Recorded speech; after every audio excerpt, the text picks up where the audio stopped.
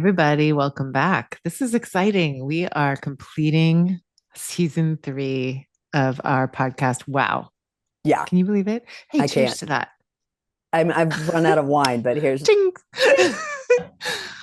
Wow. Also, the I fact that I have wine and I said I've run out, I know. I was just thinking like, no, you haven't. there's a little in there. But we just recorded our 150th episode, and I drank a lot during that one. um I I'm very, very excited that like we're doing a little wrap up here and a little preview of what's to come. And we have literally no outline for this. And we usually do, as we just said in our last episode, which is I kind of come up with a loose script for us to jump off of. And this time we're not. We just have these really cool like list of episodes that are already either recorded or on the schedule that we already have filled in. It's amazing. I don't know, how other podcasters do it. Some probably do it with a great big team, and other people do it with a lot of just fly by the seat, and we'll never know because they all come off so great. And ours, like, it's very easy to actually do this part, but there's a lot of work that goes into it. Lisa does so much to like actually get it up and out there. And I do some research and create some loose outlines. And then a lot of people reach out to us through Lisa to be on the show. And we have this wonderful honor of kind of culling those interests and deciding who's a really good fit. And Lisa does all the work on that. And then we learn a little bit about them and create a script for that. So it's kind of fun to look at this and see how much we already have like on the books. It's great. Yeah, I mean, we've got if I just was we were going kind of brainstorming before we got on here, and we've got about half the year mapped out. That being said, that's just we've put them in I've plugged them into the Excel spreadsheet because we are super low-fi. and and we'll move them around because I think it's good to have some space because we do like to sometimes do things that pop up, during a week, and we're like, we're going to record that episode and we're going to get it edited and pop it out ASAP. So it's nice to have not be so attached to, oh, we've got to get these episodes done. But that being said, yeah, we in episode 150, which was just a couple of weeks ago, right before the holiday, we reflected on some of the things that we've really enjoyed about these first 3 years. We have a lot of brilliant friends. So our first kind of season and a half, we were reaching out to our friends and saying, "Hey, we'd love you to come on and talk about that." As you just said, we've had the honor in the last 18 months of people reaching out to us, both through PR and then on their own. And we only like to have guests about a third of the year. So, honestly, at this point, if I had taken everybody that had reached out to us, we'd probably have guests blocked through season 5. So, if you're listening and you're like, oh, they didn't bring me on, it's just because we don't want this to always be a guest. Kari and I do like to kind of be on our own a good portion of the time. And that doesn't mean we won't ask you to come back at some other time. But we have some pretty amazing guests already set up. Do you want to talk about a few? Well, yeah. The first two I want to talk about because we've already met them and they're fantastic. One is Shauna Rosenzweig. Yeah. Rosenzweig, right? Yep. That's what. Yep. Um, one of the most impressive young women I've met, and I know so many. um, Yeah. but really, and I think I told you right after, like she reminds me a lot of someone else who I admire very much. So I was just immediately drawn to her. But she is the CEO of Campfire for the whole country. And she doesn't just talk about that and the incredible work she's doing for more at-risk and higher poverty communities to make sure they are having access to the same outdoor experiences that kids with more privilege and more resources get, which is fantastic. And as a mom of someone with a disability, they serve all kinds of communities, and it's really really special to me. But she doesn't just talk about that; she talks a lot about being someone in leadership who's also navigating parenthood Yeah. and as a millennial, like what that's been like how to advance your career while you're raising kids at the same time. So that's an incredible conversation, and what a delightful human. Yeah. Um, and And then that'll there was be also in March, which is right right. around their 160th. anniversary, I think. Yeah, something like that. So And yeah, so then even though we've been, which we were, she's coming out in March. right. And like, sorry to jump around because I will get back on track. But then the other one that we already met, who is fantastic and I'm super excited about, is Julie Dietmar with Open Wardrobe. Because if you Yeah. are somebody who just looks in your closet and you're like, I know I got good stuff here, but I have no idea either how to put it together or just like I need some inspiration. What a cool resource. Yeah. Yeah, that was really fun. We recorded that just as I was kind of, you might think that in LA you don't swap out winter and spring, but you do a little bit. And so I was just getting Mm, ready to kind of go through my closet and reorganize. And so I was very inspired by her. And again, if you listen to us on a regular basis, as we said in the 150th episode, this we have we've gotten a little more, let's call it political for lack of a better word, as the 3 years went by. Um, and this is not because we wanted to. well, yes, to begin with, not because we wanted to, but because we have to. Look what you And then made me do. also because, but there's still, that's not all of us, right? These are the things we know. And so, it is fun to have the conversations about wardrobe, And I think Yeah. that the through line is this is again another woman who Julie has had a lot of different careers, and for her to create this something that makes life easier for women, I'm all for it. That and also you could look at any of our topics as you're scrolling through, like which one do I want to listen to, and you could think something like this might be light, but honestly, what is more akin to reinvention and self-love and self-esteem than what you're putting on? I mean, I don't, Yeah, I definitely, have we talked about this in that episode. I definitely see the correlation and why you, no matter what, even during COVID, would get yourself like dressed for the day to do the work yeah, we do from home. Where like I'm definitely grateful I don't have to, but I do see the difference. And she goes really into that as well. Like just what your relationship with yourself is and how you can express it and how purging really, and I talk about this a lot as a coach. Like when you got chaos on the inside, sometimes purging chaos on the outside really helps you get clear and quiet and in like a much more peaceful place with yourself. And same with you. You see that with your clients all the time. yeah. So it's funny. Sometimes where you think it's going to be light, it goes deep too. Yeah, no, I agree. And then two we haven't done yet, but I'm super excited about. One is with my friend Rachel Swartzen, and she is embarking on a project that's really multimedia. We haven't interviewed her yet, so I don't have a lot of details other than what I know personally, and I don't want to spoil a lot of it. Um, but she has had an experience in the last few years of really a woman friendship breaking down unexpectedly out of the blue, really knocked the wind out of her, and it got her thinking about women. And so she has created something called the Best Friend Project, and I'm super excited to interview her. And I'm hoping that a lot of the listeners will take her up on this survey.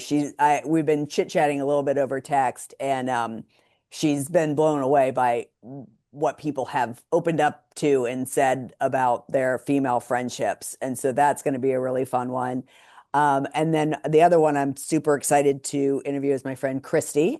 We are going to keep her last name to ourselves. She's asked that. She is, again, a longtime friend of mine. And she really stepped into activism this year.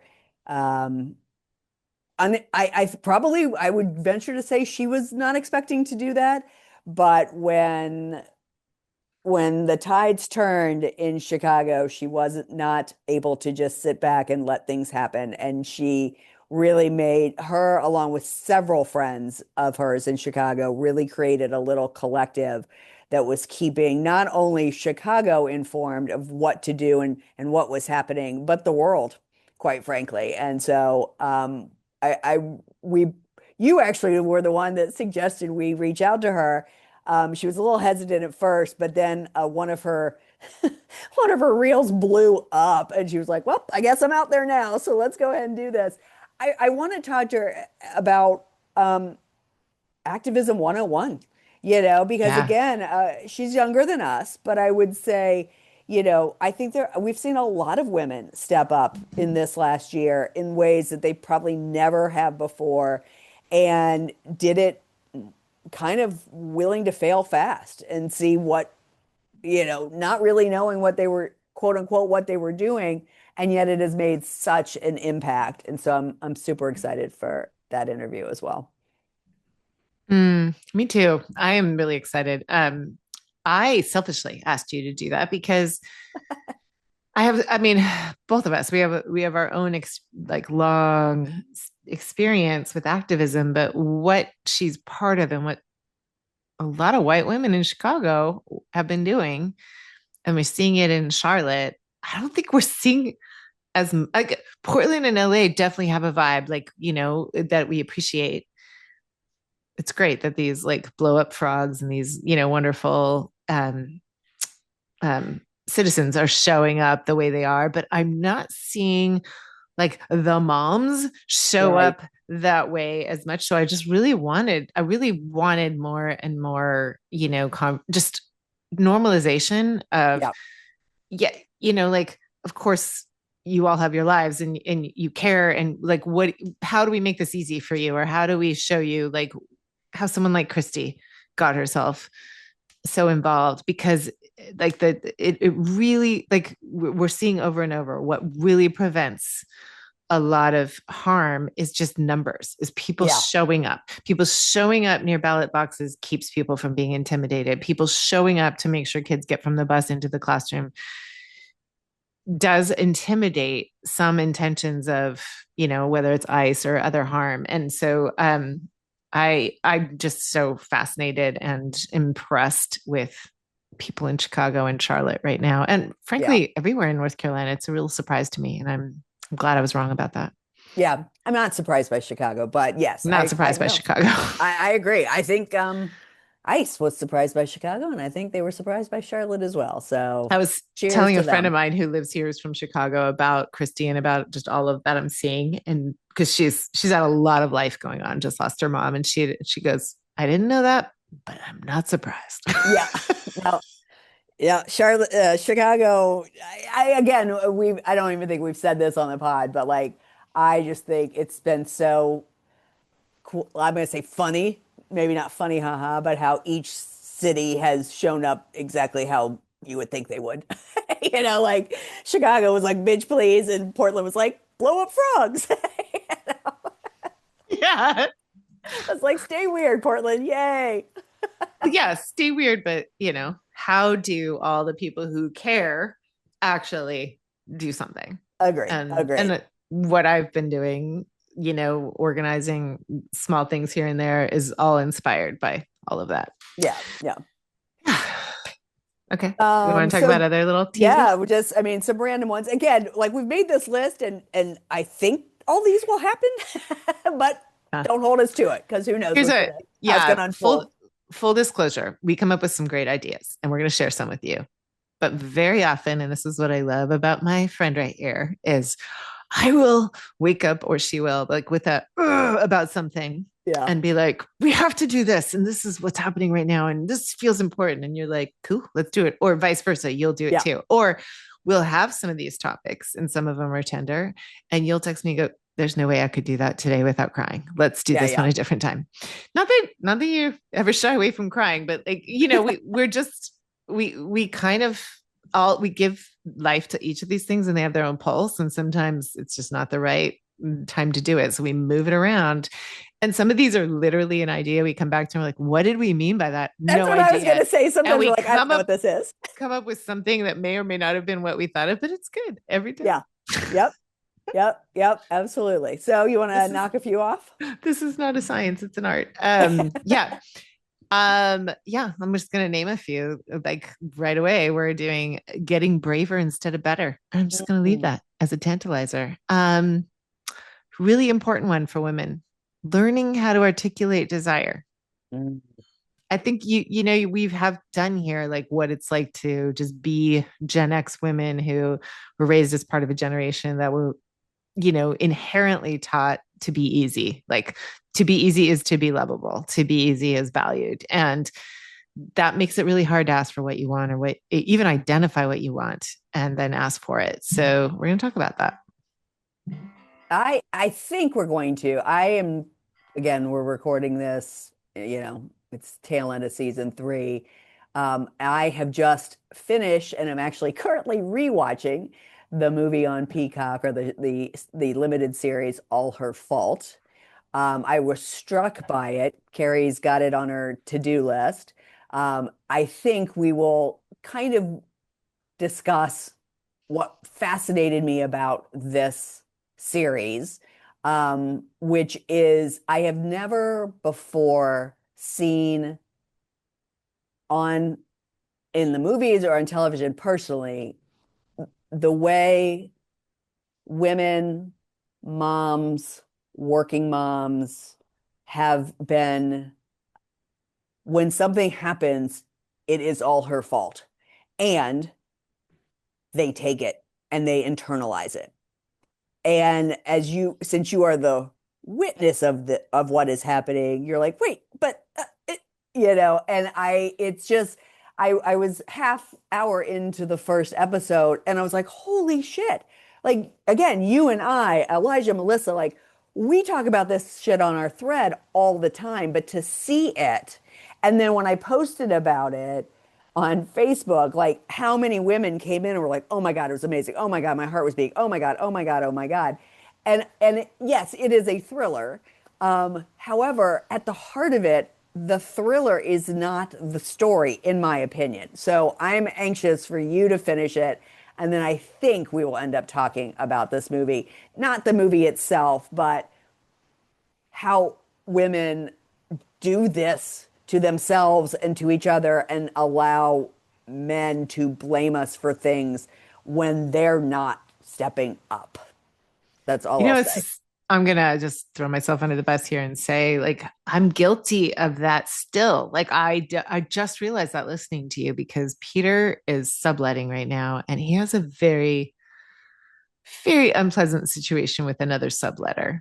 And like, to the point where I finally said, I didn't necessarily say mother or father, but we all know what people mean when they say this. I finally went, who raised this person? Right. Because Yep. like it was just so clueless and so rude and also just like literally like taking his things and Mm, then just being unapologetic about it and then not worrying about I've done cleaning it before too. leaving and all that stuff, right? And I just went, who raised this person? But we Right. all know that everybody means the mom. Yep. And I There is didn't even think that until you said that just now. I know. There is one scene, and I'm not even going to tell you what it is because it was the scene that I was just like, fuck. There is one scene with the cops and one family, and the the mom says something, the husband goes, I can't believe you didn't notice anything. And then the cop asked the husband if he noticed anything. And the husband's like, and I was like, oh my God. So again, I think the movie's really good. There's a lot going on. There's a lot of characters and it takes a long time. There's a lot of loose ends that all wrap up and blah, blah, blah. So, Blah, blah, blah. well, I know I say blah, blah, blah all the time. No, I'm just glad you did because I don't want to know.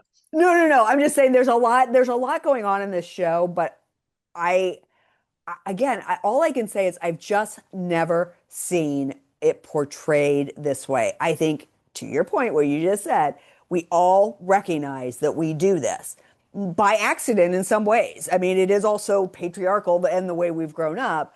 And so I just had never seen it portrayed in media this way. And it just struck me that I watched two episodes the night before Thanksgiving. I watched six episodes the day after, and I started rewatching the Monday after. Like it's just, it's unbelievable to me. So Wow. yeah, Okay.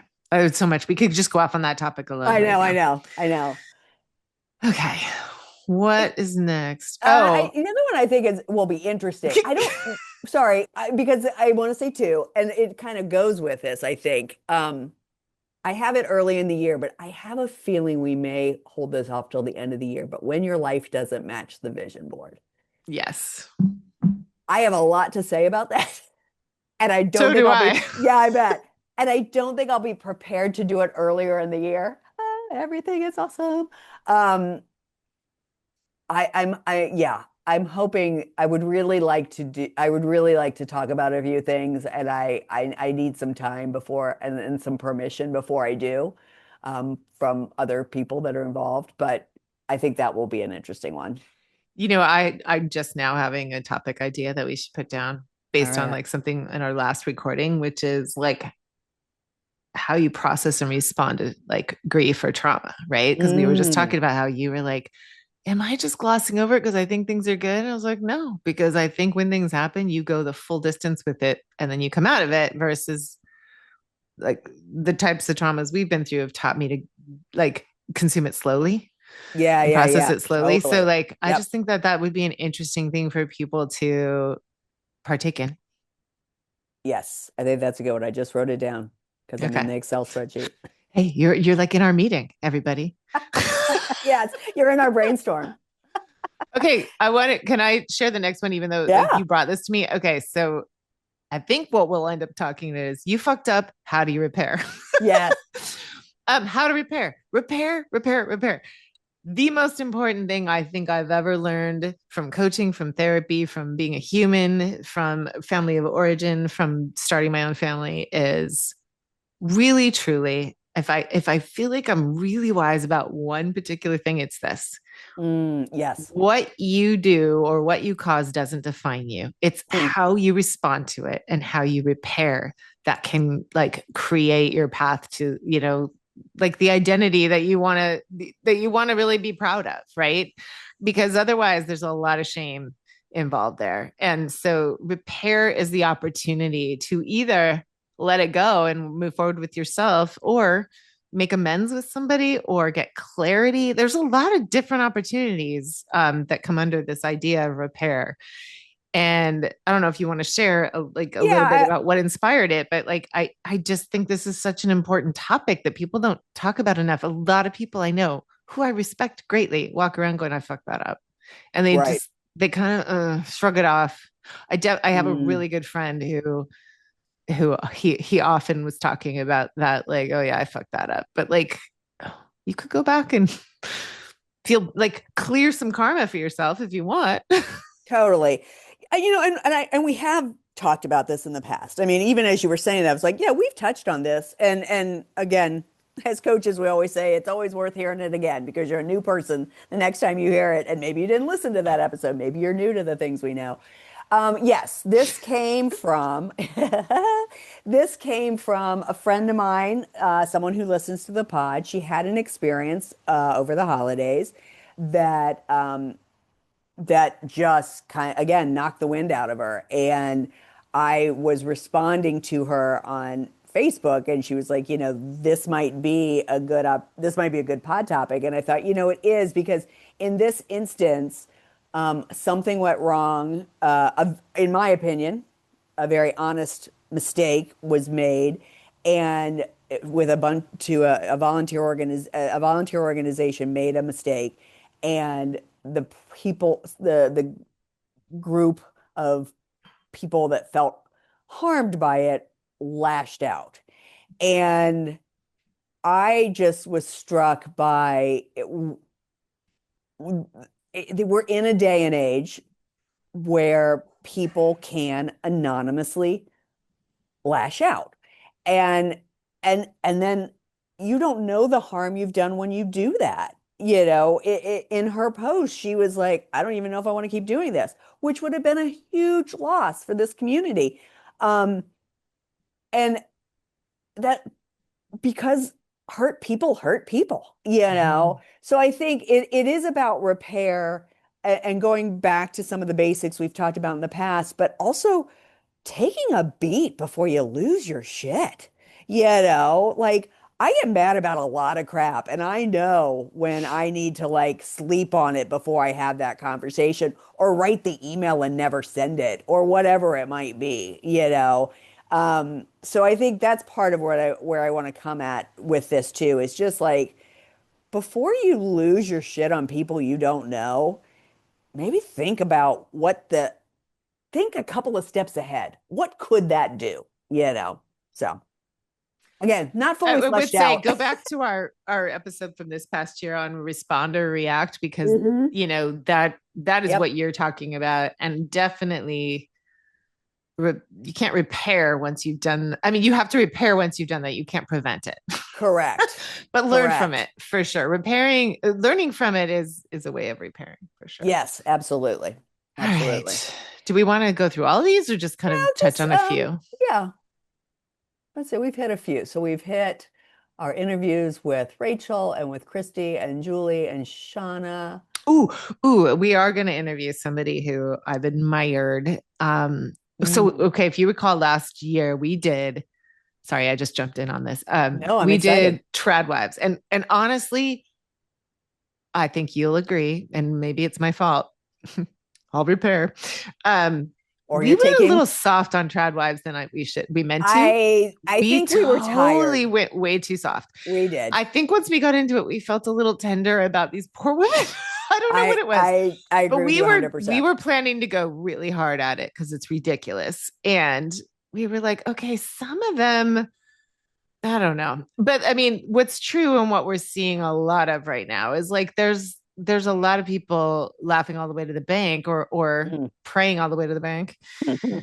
um making money off of telling women to like just be home and make bread and all this, and I was just at the beginning of that book with Tia Levinson and the well-trained wife, and I think we meant to go hard anyway. One of the funny things we thought we were going to do with it was, why do you never see trad wives in their late 40s or 50s? And there's a reason Right. for that, because so many of these women get to a place where they're like, oh my God, I've disappeared. I can't even get, like, if anything goes wrong here, and it often does, I got nothing. I got no Yeah. resume. I got no credit. I got nothing. Not saying all men are going to do that, but really, truly, do you want to completely not exist except for at the dinner table? And so it's interesting. I almost feel like we should just go back and revisit that. However, during that time, I was also seeing somebody who kind of was making a name for herself as a like she was doing food videos as this Right. mom who was living overseas with her military husband. And fast forward to today, that 30-year marriage just dissolved, and she is reinventing herself, and she was making jokes about the trad wife thing because Right. she calls herself a liberal gutter Catholic, and she was out there like she sort of started turning into, I'm just going to respond to what's happening in the world right now and educate people about what's happening in these like extreme Christian cults, that like the far right Catholic cult that she was exposed to. Anyway, here she is reinventing herself, and so beautifully and so vulnerably and with just so much dignity. And she said she's going to come on our podcast. So that's all I'm going to say, and just Yes. keep an eye out for that. Yeah, that'll be a fun one. That's all. After my big ramble, that's all. No, no, no. But yeah, just in case she doesn't. I mean, here's the thing. If she is unable to guest with us, I think we do. I think you're exactly right. We have not talked about that, but I agree. I think I wouldn't say we got scared, but I think when we started into it, I think we just sort of felt bad. And We we got just, it's kind of like Gen X men, right, and trad wives. We were going to come in with a hard edge, guns and we hit it blazing. with a spoon both times. Completely. Like with a soft, soft spoon. We were like, "Aw." I know. We did. I think we even said that in the Tradwise one. We're like, wow, we've kind of like not done what we said we were going to do. I And I know. do. I think it's because I think we get into that topic and we look at it from a 30-foot view or 30,000-foot view and we go, "Oh my God, what the hell?" And then you do the research and then we start to go, "Oh gosh, this is wow, this is We're too women with bad." empathy and Yeah. like sympathy, and we are like, they don't know Yeah. yet. But honestly, even Tia Livingston said, if I didn't have really kind, patient women there to receive me when I came out like guns blazing, I wouldn't have left such a high control place Right, because I needed people to be kind and not right. judgmental. I don't know. So I do think we revisit For that sure. topic, even if she can't come on. I think two other ones I'll just say real quick. We were talking about how storytelling matters now more than ever, Mm, as history is being erased at the National Archives, just in across any government website. Being able to tell our story as it is happening now and somehow get it down so that it can exist in the future is and storytelling has always been so important. I think this has actually been on our list for a while and we just never got around to it. But watching history being erased, it's really important that we story tell again now more than ever. And then the fun one absolutely. is you and I are very long-term relationships with our husbands. And again, I think we thought we were going to come at them in Gen X, and then we were like, oh, those poor guys. So now we're going to talk about, again, like, what's it like to be, I know I have a You said shame, and I was like, I think change is what it's. season of shame. Wow. That's a I think we Freudian meant. I slip. said change. You That did. is a Freudian. Are you sure Long, you get over things fast? hilarious. Long-term love in a season of change, not shame. I did. I was like, I was reading our, again, you guys are in the meeting where this is real life happening in real time, and I miswrote a word. Oh my God, that's so good. Anyways, long story short, I think we have a lot of fun stuff coming up in season 4 and a lot of space to meet the moment as things unfold and happen, which they are bound to do. And to go back to what I said we were talking about earlier, if you guys tell us a topic you want to hear about, we will probably make it happen. We actually do have an interview coming up with a woman who, on the face of it, I am surprised she wants to be on the pod, but I think it will be an interesting and very fruitful conversation. It'll be a great challenge for us It'll be both. a challenge for us for sure. And we want to live our values, which is that, we're open to hearing other points of view. And the fact that she reached out and said she wanted to be on the pod, let's make this happen. I'm excited about that. A woman named Nelva Lee, so that'll be a fun interview as well. I know she sounds really, really impressive. Fascinating, yes, very impressive. And I so appreciate her reaching out to us and listening to our pod. So that's so Totally, cool. totally. Um, I want to also just mention something I threw in here before we were getting on, or as we were getting on, which is I have so many people in my life right now who are navigating this next stage with both parents. I have a lot of people who don't have Mm, both or either, yep. but whether you have one or two, and you're in this stage of life, and you're really realizing that the runway between like launching kids and like navigating this part with parents was really short.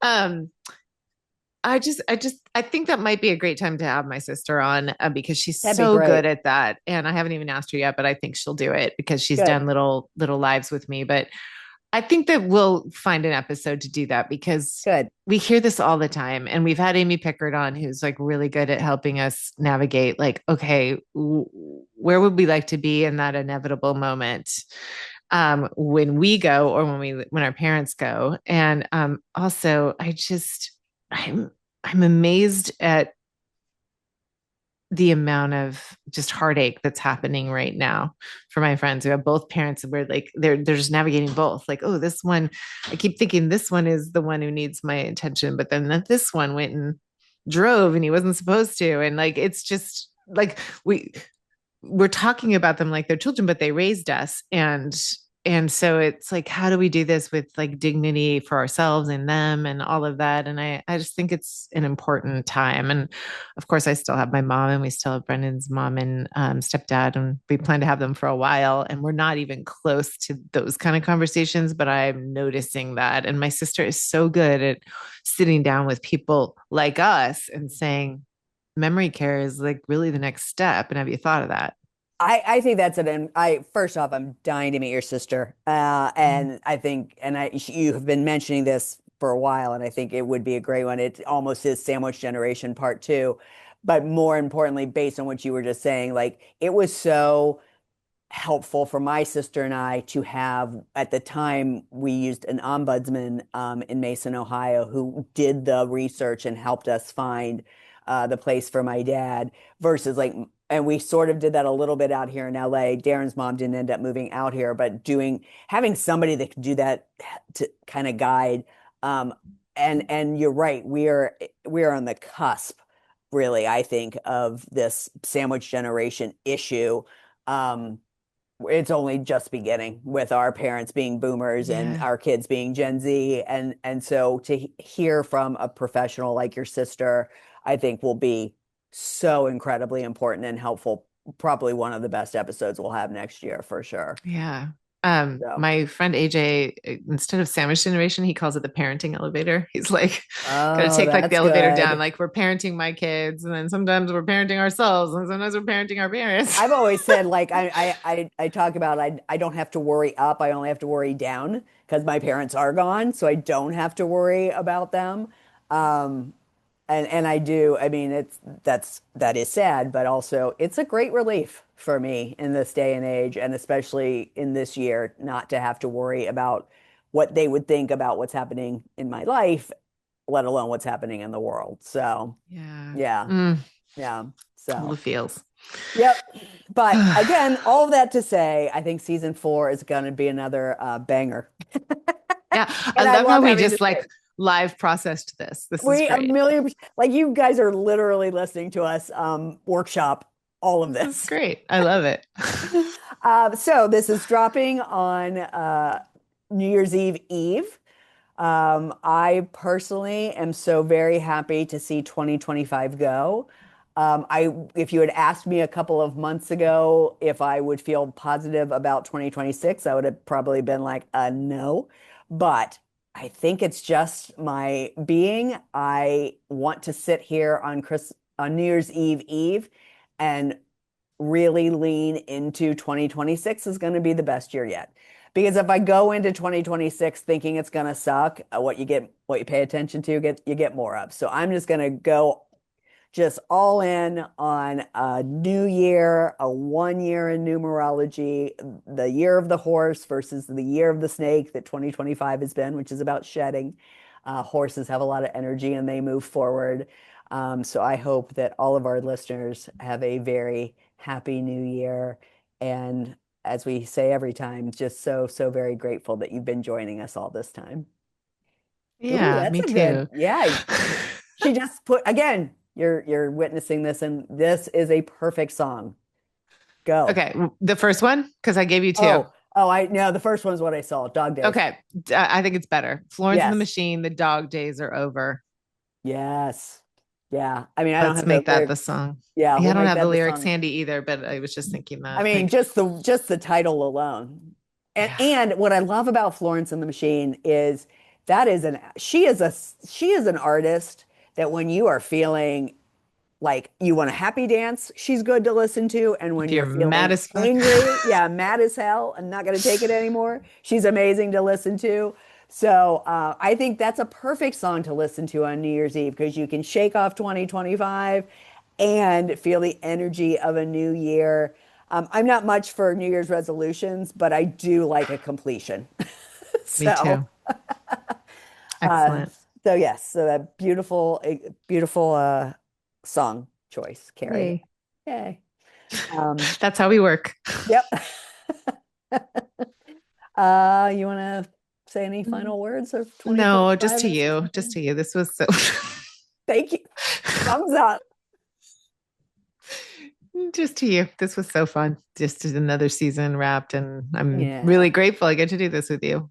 Yeah, me too. Me too. This has been awesome. All right, everybody. Well, we will see you in the new year and the new season. Thanks for listening. We'll be back next week with something else we know. Bye. Love you.